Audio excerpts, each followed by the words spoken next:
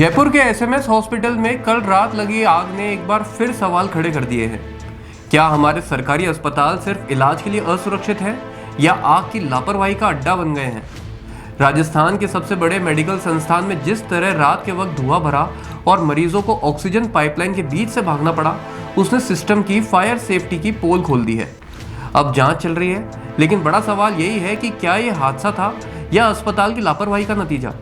जैसा कि आप सब जानते हैं कि कल रात 11:15 बजे जयपुर के एसएमएस हॉस्पिटल में एक भीषण हादसा हुआ था, जिसमें हॉस्पिटल के ट्रॉमा सेंटर के न्यूरो आईसीयू के स्टोर रूम में आग लग गई।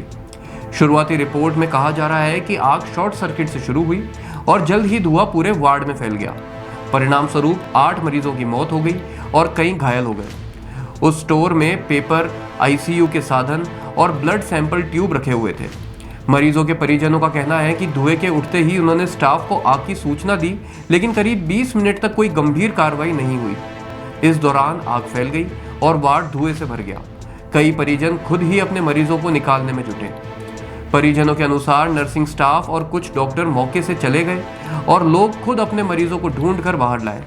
धुआं इतना घना बताया गया कि लोग अपने पैरों तक नहीं देख पा रहे थे। यहाँ तक कि प्लास्टिक की पाइप पिघलने और टपकने की भी बात उठी है। आप सोच सकते हैं कि घटनास्थल की क्या भयावहता रही होगी। इसके कुछ ही देर बाद फायर ब्रिगेड मौके पर पहुंची और खिड़कियां तोड़कर पानी की बौछार से आग को नियंत्रित किया गया। आग पर काबू पाने में लगभग 1 से 1.5 घंटा लगा। आईसीयू के अधिकांश उपकरण और एयर कंडीशनिंग सिस्टम सब जल गए। धुएं के कारण कई मरीजों को बेड समेत बाहर निकालना पड़ा। इसके बाद राज्य सरकार ने तुरंत 6 सदस्यीय जांच कमेटी गठित की है, जिसकी अध्यक्षता चिकित्सा शिक्षा विभाग के आयुक्त इकबाल खान को दी गई है। कमेटी में हॉस्पिटल प्रशासन, राजमेस के इंजीनियर और नगर निगम के मुख्य अग्निशमन अधिकारी शामिल हैं। मुख्यमंत्री और अन्य वरिष्ठ मंत्री घटनास्थल पर पहुंचे और प्रभावित परिवारों से मिले। इसके अलावा केंद्रीय तथा राज्य के नेता भी प्रतिक्रिया दे चुके हैं और सरकार ने हाई लेवल जांच का आदेश भी दिया है। दर्शकों, प्रारंभिक रूप से शॉर्ट सर्किट को आग का संभावित कारण माना जा रहा है, पर कई रिपोर्ट्स में अलार्म सिस्टम की विफलता, ऑक्सीजन लाइन को बंद करने में देरी और अस्पताल में उपलब्ध अग्नि निरोधी उपकरणों की कमी जैसे सवाल उठाए जा रहे हैं। ये बिंदु जांच की चाबियां बनेंगे। ऐसे तकनीकी निष्कर्षों का सत्यापन एफएसएल रिपोर्ट और कमेटी की जांच से ही स्पष्ट होगा।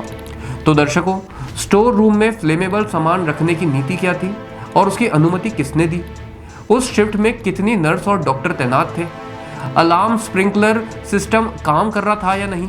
आईसीयू में आग बुझाने के तात्कालिक उपकरण जैसे पोर्टेबल एक्सटिंग्विशर्स, फायर ब्लैंकेट्स उपलब्ध थे या नहीं? परिजनों को तत्काल सूचना देने और बाहर निकालने की व्यवस्था पर क्या एसओपी मौजूद थी? इन सभी प्रश्नों का जवाब कमेटी रिपोर्ट और हॉस्पिटल रिकॉर्ड से मिलना आवश्यक है।